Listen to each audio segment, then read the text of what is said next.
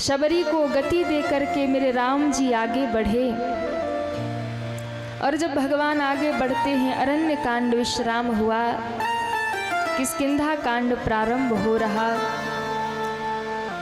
गोस्वामी जी महाराज कहते हैं, शबरी को गति दे करके राम जी आगे चले बहुरी रघुराया। आगे चले बहुरी रघुराया, आगे चले बहुरी रघुराया।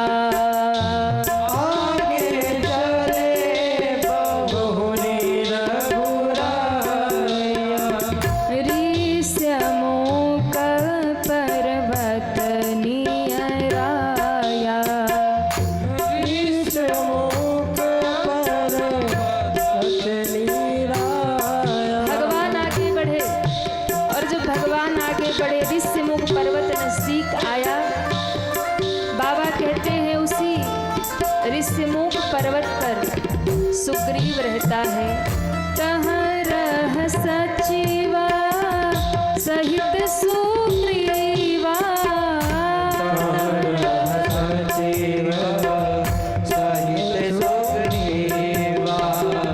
आवत देखिया तुल बल सेवा।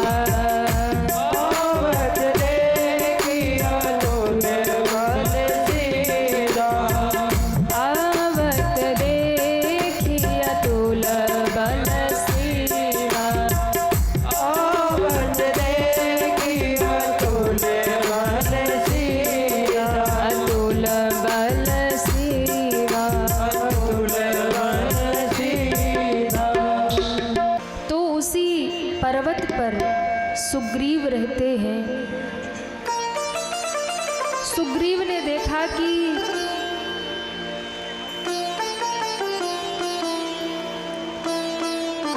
अपना हो, पर जब बात सत्ता की हो, बात संपत्ति की हो, तो भैया बुराई फैल जाती है, द्वंद्व हो जाता है। सब राम और भरत तो नहीं हो जाते। इसलिए जब भगवान वहां पहुंचे तो भगवान को पता चला कि सुग्रीव वहां रहते हैं अपने भाई से बचकर। बाली ने सुग्रीव को दौड़ाया था मारने के लिए, और कहते हैं जब जहां जहां सुग्रीव भागा, बाली ने वहां वहां दौड़ाया। तब एक पर्वत ऐसा है जिस पर्वत पर बाली नहीं आ सकता, उसे श्राप है, आते ही उसकी मृत्यु हो जाएगी। सुग्रीव दौड़ा, उसी पर्वत पे चढ़ गया, और वही पर्वत है ऋष्यमुख पर्वत किष्किंधा में। उसी पे चढ़ गया और उसी पे रहता है। और जब वहां रहने लगा, भगवान को आते देखा तो घबरा गया, और उसने कहा कि लगता है भैया बाली यहाँ आ नहीं सकते, इसलिए 2 राजकुमारों को भेज दिया है, 2 योद्धा भेज दिए जो धनुष बाण लेकर मुझे मारने धरी आ रहे हैं। और कहते हैं कि इतना भयभीत हुआ। देखो सुग्रीव जो है ना, वो बहुत भयभीत प्राणी है और बहुत तेज भागता भी है। इतना तेज भागता है कि बाली जीवन भर दौड़ाया कभी पाया ही नहीं, इतना तेज भागता है। विषय में, वासना में लगा रहने वाला है। लेकिन फिर भी देखो उसे राम जी मिल गए, फिर भी राम जी ने उसे अपना मित्र सखा बना लिया। सुग्रीव कौन है? हम और आप ही सुग्रीव हैं। हम भी भाग रहे हैं संसार में, हम भी भ्रमित हैं और भयभीत हैं। संसार में भाग रहे हैं, भय भी है और भ्रम भी है। भय क्या है? बोले कब मृत्यु आ जाएगी कोई भरोसा, ये भय है। और भ्रम क्या है? बोले ये दुनिया हमारी है, ये संसार मेरा, घर मेरा, परिवार मेरा, पत्नी मेरी, बच्चे मेरे, ये क्या है? बोले ये भ्रम है। हम और आप भी भय और भ्रम में फंसे महाराज।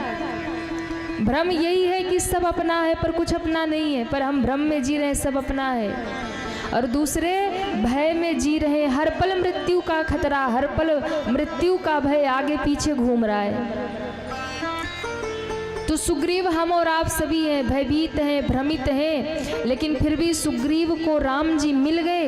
कारण एक ही था कि सुग्रीव चाहे जैसा भी था, उसने हनुमंत जैसे संत के चरण पकड़ रखे थे महाराज। और जिसके जीवन में संत कृपा होगी, भगवंत कृपा होगी, वही जीव संसार से निकल पाएगा, भव से पार हो पाएगा। तो सुग्रीव ने जब देखा तो भयभीत हुआ, तो भागा कहाँ? बोले भयभीत होकर के भागा हनुमान जी की शरण में। और हम लोग भयभीत होके कहाँ भागते हैं? पड़ोसी के घर, रिश्तेदारों के घर। भ्रम और भय से निकाल कोई सकता है तो केवल गुरु निकाल सकता है, कोई सतगुरु, कोई हनुमंत जैसा संत निकाल सकता है। जब उसकी शरण में जाओगे तो भय भी दूर हो जाएगा और भ्रम भी दूर हो जाएगा, मृत्यु का भय भी दूर हो जाएगा और संसार का भ्रम भी दूर हो जाएगा कि कुछ अपना नहीं है। हनुमान जी के पास गया और हनुमान जी के चरण पकड़ लिया। अति सभीत कह सुनु हनुमाना, पुरुष जुगल बल रूप निधाना। हे हनुमान जी बचा लीजिए। हनुमान जी ने कहा हुआ क्या? अच्छा देखो, हनुमान जी की याद भी तभी आती है जब संकट पड़ता है। वैसे कोई हनुमान जी को याद नहीं करता, लेकिन जैसे ही दुख पड़े, जैसे ही संकट पड़े, तो भैया संकट मोचन कौन है? संकट हरण तो हनुमान जी ही है। तो तुरंत हनुमान जी के मंदिर पहुंच जाएंगे। हनुमान जी भी बैठे देखते रहते, दुनिया वाले बड़े स्वार्थी हैं। क्यों? बोले रोज याद नहीं करेंगे, रोज नहीं आएंगे मेरे द्वार पे, लेकिन जब कोई संकट पड़ेगा, जिस दिन कोई कष्ट पड़ेगा, उसी दिन दौड़े दौड़े आ जाएंगे लड्डू लेके, जय हो संकट से हनुमान छुड़ावे। हाँ, वैसे तो हनुमान चालीसा याद भी नहीं होगा, रोज कोई पढ़ता भी नहीं होगा, लेकिन आधी रात को भूत का सपना आवे ना, तो हनुमान चालीसा अपने आप याद आ जाती है। हाँ, घर में कोई ना हो, व्यक्ति अकेला हो और आधी रात को अचानक लाइट चली जाए और उसी टाइम हवा चलने लगे, पर्दे वर्दे उड़ने लगे, खिड़की आवाज करने लगे, तो भय लगने लगता है। और जब भय लगे तो आदमी बैठ जाता है जो कभी हनुमान चालीसा खोल के देखा नहीं होगा, उस टाइम उसको भी याद आ जाता है। या सो रहा हो और आधी रात को भूत का सपना आ जाए अचानक से, हाँ, कोई चुड़ैल प्रेत दिख जाए, तब आधी रात को हनुमान चालीसा तुरंत याद आती है। भूत पिशाच निकट नहीं आवे, महावीर जब नाम सुना। हनुमान जी भी उठाते गदा, आजा। हाँ, कभी याद नहीं करता और ज्यों भूत दिखे त्यों हमें पुकारता है। हम इतने खाली बैठे, तुम्हारे भूत भगाने आए।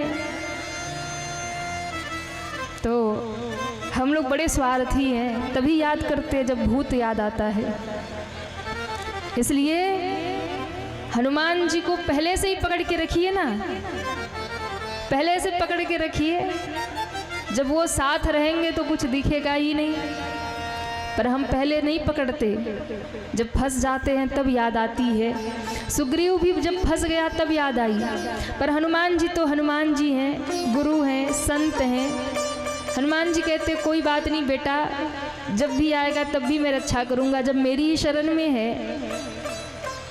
तो तुरंत हनुमान जी ने कहा हुआ क्या? बोले देखो भैया, बाली ने 2 योद्धा भेजे मुझे मारने के लिए, अब आप ही हमें बचा सकते हैं। संकट से हनुमान छुड़ावे, संकट से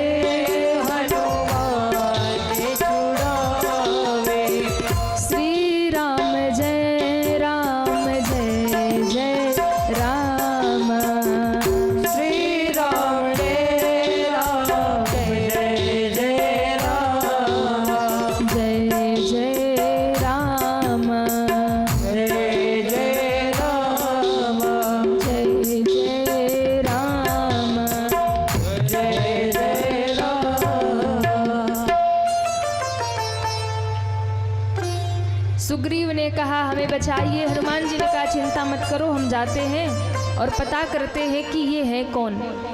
और महाराज चले हनुमान जी। अब हनुमान जी जा तो रहे पर सोच रहे हैं कि कैसे परीक्षा करूँगा, कैसे पता करूँगा ये कौन है।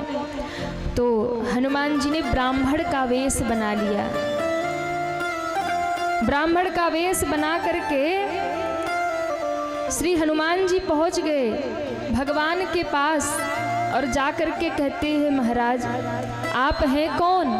को तुम श्यामल गौर शरीरा, को तुम श्यामल गौर शरीरा, क्षत्रिय रूप फिरहि बन बीरा,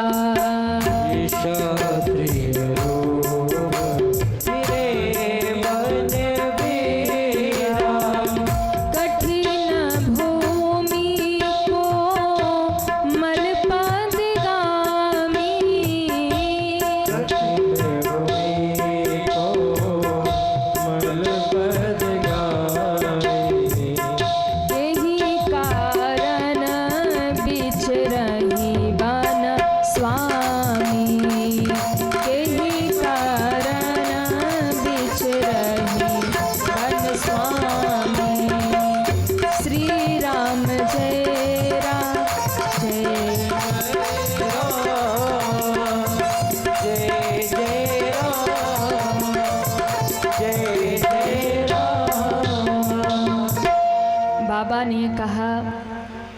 ब्राह्मण का वेश बना के हनुमान जी राम जी के सामने आ गए और कहते हैं को तुम श्यामल गौर शरीरा।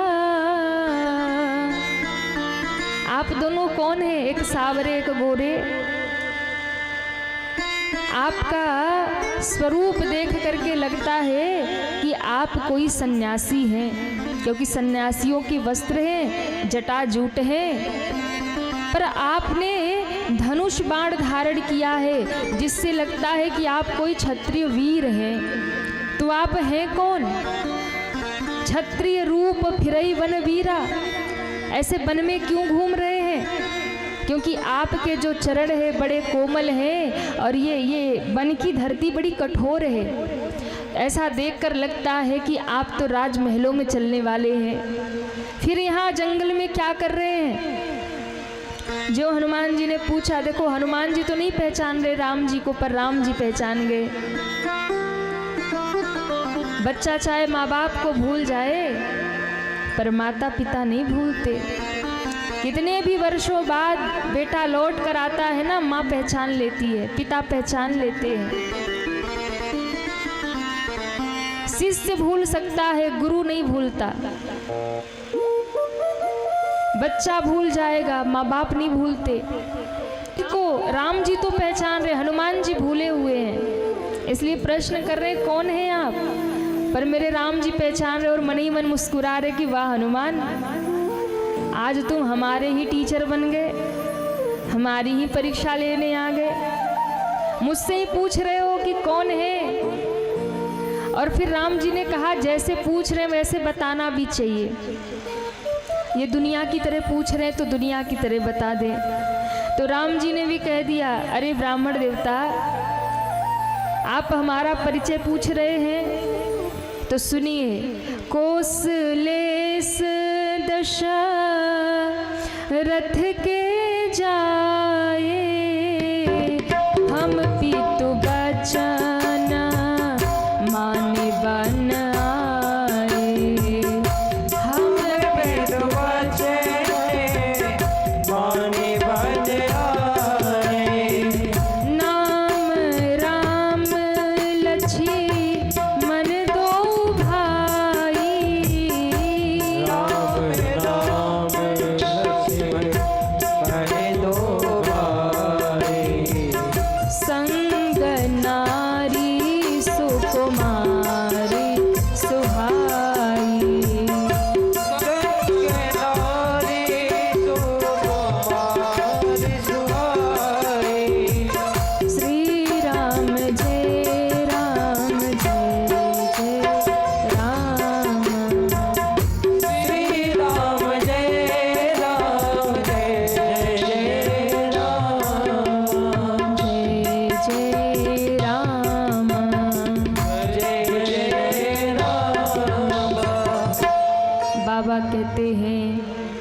राम जी ने कहा, महाराज कोसलेस दशरथ के जाए, हम पीतो बचन मानि बन। हम महाराज दशरथ के पुत्र हैं, मेरा नाम राम है और ये मेरा छोटा भैया लक्ष्मण है। हम दोनों पिता की बात मानकर वन में आए हैं और हमारे साथ हमारी धर्म पत्नी भी आई थी। हनुमान जी ने देखा, बोले ये तो 3 की बात कर रहे हैं पर है तो 2 ही। हनुमान जी ने कहा, फिर वो कहाँ गई जो आपके साथ एक और आई थी? बोले वो कहाँ गई? यहाँ हरी निसी चरबै देहि, विप्र फिरहि हम खोजत ते। इसी वन में, इसी जगह हमारी पत्नी जानकी का हरण हो गया और जब सीता का हरण हो गया हम उन्हें ही ढूंढते ढूंढते यहाँ तक पहुँचे हैं। और फिर राम जी ने अंत में एक ऐसी बात कही कि हनुमान जी को लगा कि ये मेरे भगवान हैं। क्या कहा? राम जी ने कहा, हे ब्राह्मण देवता, आपन चरित कहा मैं गाई, विप्र कहो निज कथा बुझाई। मैंने अपना चरित्र गा के सुनाया, अब आप अपनी कथा सुनाओ। हम तो अपना परिचय दे दिए कि दशरथ के बेटा हैं, हम राम हैं, ये मेरा भैया लक्ष्मण है, हमारी पत्नी सीता का हरण हो गया, उन्हें ढूंढते ढूंढते हम घूमते घूमते यहाँ आ गए। अब आप बताइए कि आप हैं कौन? क्यों? आप जो दिख रहे हैं वो है नहीं, और जो है वो दिख नहीं रहे। आप हैं कौन? बन तो रहे हैं पंडित जी, पर गुण कोई भी नहीं है पंडित जी वाला। क्यों? क्योंकि हनुमान जी ने आते ही माथ नाई पूछत अस भयऊ, आते ही पहले सिर झुका दिया था, क्योंकि स्वभाव हनुमान जी का भक्त वाला है ना, तो भक्त तो सबको प्रणाम ही करता है। अच्छा, पंडित जी क्या करते? बोले पंडित जी को सब प्रणाम करते और पंडित जी आशीर्वाद देते हैं, पर यहाँ उल्टा हो रहा है। बोले पंडित जी तो बन के गए हैं पर स्वभाव तो भक्त वाला है। भूल गए कि हम पंडित जी के वेश में हैं, राम जी प्रणाम करें और हम आशीर्वाद दें। होना तो ये चाहिए, क्योंकि हनुमान का रूप तो है नहीं, भक्त का रूप तो है नहीं, ब्राह्मण का रूप है। तो राम जी मन ही मन मुस्कुरा रहे हैं कि बन के आए हैं पंडित जी, पर एक्टिंग भी करने नहीं आ रही है। परीक्षा तो लेने आए पर परीक्षा कर नहीं पा रहे। इसलिए राम जी ने चुटकी ले लिया और राम जी ने चुटकी लेके कहा, अरे हनुमान, आपन चरित कहा मैं गाई, आपन चरित कहा मैं गाई, विप्र कहूँ निज कथा बुझाई।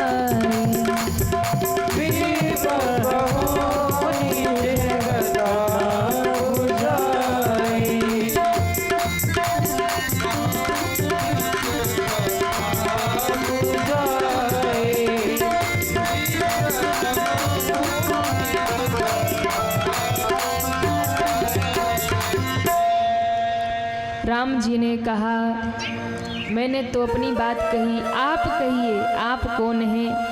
हनुमान जी सोच में पड़ गए। हनुमान जी को लगा कि ये कह क्या रहे? बोले आपन चरित कहा मैं गाई, अपनी कथा हमने गा के सुनाई।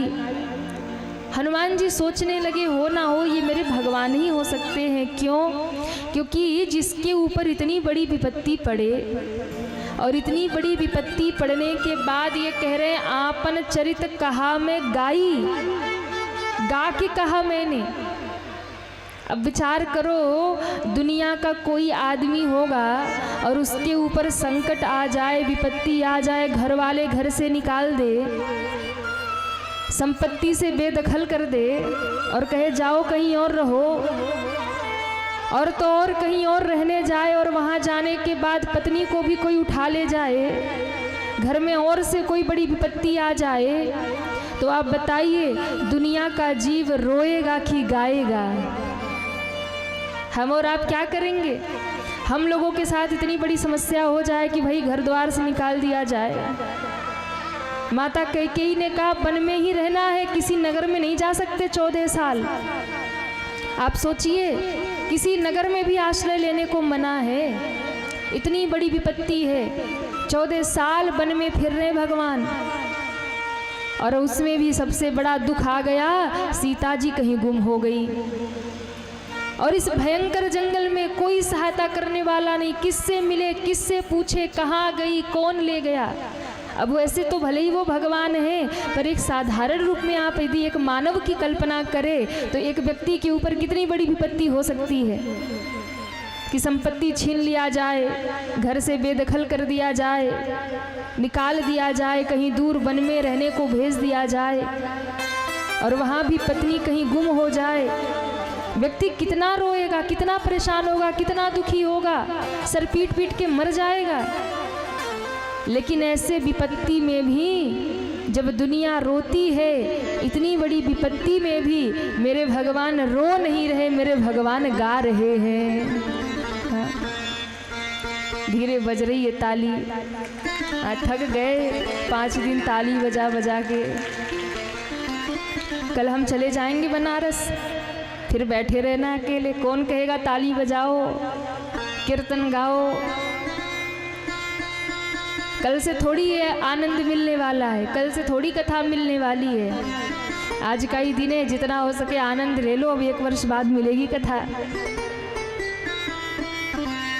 तो व्यक्ति दुख में रोने बैठ जाता है, जरा सी विपत्ति आए, जरा सी संकट आए तो आदमी रोता है। पर मेरे राम जी ने सिखाया कि भैया मानव जीवन, यदि मैं भगवान हूँ, अगर मानव जीवन लेकर मैं आया तो मुझे भी दुख सहना पड़ा, मुझे भी वन में जाना पड़ा, मुझे भी बन ठोकर खाना पड़ा। जब मैंने भगवान होकर कष्ट सहा तो तुम इंसान होकर के भी कष्ट सहना, पर मुस्कुराते रहना, कभी उस दुख में दुखी मत होना। दुख और सुख जीवन में आता और जाता रहता है, आएगा और जाएगा। इसलिए सत्संग यही करता है, आपको दुख में भी जीना सिखा देता है। कथा का काम यही। लोग कहते हैं ना कथा सुनने से मिलता क्या है, लोग कहते हैं सत्संग में जाने से होता क्या है, क्यों 3-4 घंटा जाके हम बर्बाद करें। हाँ, इतने में कोई अपना काम कर लेंगे, कहीं जाएंगे घूम ही आवेंगे, कहीं जाएंगे फिल्म देख ही आवेंगे, जाके गपशप कर आवेंगे मित्रों के साथ। क्यों 3-4 घंटे कथा में बिताने जाएं। ध्यान रखिएगा, एक सत्संगी और एक संसारी में यही अंतर होता है। संसारी जो होता है दुख आने पर रोने बैठ जाता है, और सत्संगी जो होता है वो दुख आने पर प्रभु भक्ति में लग जाता है, और उस दुख के समय को भी हंसते हंसते पार कर जाता है। संसारी जो होता है वो दुख में रोता है, सब कुछ गवा देता है, आत्महत्या कर लेता है, कुछ भी कर लेता है कष्ट में। पर भगवान ने अपने जीवन से सिखाया है, कैसा भी समय हो मुस्कुराते रहो। और देखो राम जी को राज तिलक मिला था ना, मिलने वाला था राजगद्दी, तो बहुत खुश नहीं हुए, और सुबह होते ही सुना दिया गया कि 14 साल बन जाओ, तो रोए भी नहीं। जैसी मुस्कुराहट पहले थी, वनवास होने के बाद भी राम जी के चेहरे पर वैसी ही मुस्कान है, और मुस्कुराते हुए अयोध्या छोड़कर मेरे राम जी चले गए। भगवान राम का जीवन, भगवान कृष्ण का जीवन कितने संघर्षों से भरा था, पर मेरे राम जी, हमारे ठाकुर जी, कन्हैया जी हर एक कदम पे मुस्कुराते रहे। आपने कभी देखा है कन्हैया जी की फोटो रोते हुए? कभी देखा राम जी की फोटो रोते हुए? जहाँ भी देखो भगवान मुस्कुराते ही रहते हैं। कुरुक्षेत्र के मैदान में कन्हैया खड़े हैं, सामने वीर के वीर गिरे जा रहे, मेरे ठाकुर जी खड़े मंद मंद मुस्कुरा रहे। महाराज बड़े से बड़ा महाभारत हो गया, बड़े से बड़ा प्रलय हो गया, अपना भी वंश समाप्त हो गया, पर भगवान के चेहरे की मुस्कुराहट समाप्त नहीं हुई। और यही मानव जीवन का सूत्र है कि सबसे अनमोल आपके जीवन में आपके चेहरे की मुस्कुराहट है, और इसे किसी कारण से समाप्त मत होने दीजिए। कैसी भी परिस्थिति हो, भजन करते रहिए और मुस्कुराते रहिए। हाँ। अच्छा देखो, आप रो रो के बिताओगे तो भी जिंदगी बीत ही जाएगी, बीत जाएगी कि नहीं, और हंस हंस के बिताओगे तो भी बीत जाएगी। रो के बिताओ या हंस के बिताओ, एक दिन बीत जानी है। तो भैया जब बीत ही जानी है तो रो रो के काहे को बिताते हो, हंस हंस करके बिताया करो, प्रसन्न होकर के बिताया करो। जब बीतनी ही है तो फिर ठाकुर जी को सौंप दो ना सब कुछ, और सब कुछ उन्हें सौंप करके मजे से भजन करो और अपना कर्म करते चलो। सत्संग कथा हर एक परिस्थिति में आपको संभाल लेता है, हर एक परिस्थिति में आपको जीना सिखा देता है। और जो सत्संगी नहीं है वही दुख में बर्बाद होते हैं। इसलिए जिस पर राम जी की कृपा हो, जिसका सौभाग्य हो, कथा की गंगा तो निर्मल बहती रहती है, प्रवाहित होती रहती है, पर जिस पर राम की कृपा हो, जिस पर ठाकुर जी की कृपा हो, वही सत्संग की गंगा में, कथा की गंगा में आकर के गोता लगाता है। बहुत सारे ऐसे भी होंगे जो नहीं आए होंगे, बहुत ऐसे भी होंगे जो बहुत दूर से आते होंगे सुनने, बहुत ऐसे भी होंगे जो बगल में ही रहते होंगे, 6 दिन नहीं आ पाए होंगे। क्यों भैया? जिस पर राम जी की कृपा हो गई वही इस कथा पंडाल में बैठकर कथा की गंगा में गोता लगा लिया, और जिस पर कृपा नहीं हुई वो पड़ा ही रह गया, सोचता ही रह गया, आज जाएंगे, कल जाएंगे, परसों जाएंगे, कथा पूरी हो गई। तो राम जी की कृपा जिस पर हो जाए, लोग सोचते हैं हमें धाम में जाना है, हमें भगवान की कथा में जाना है, प्लानिंग तो बहुत करते हैं, पर पहुंच तो वही पाते हैं जिसको ठाकुर जी हाथ पकड़ करके बुला लेते हैं।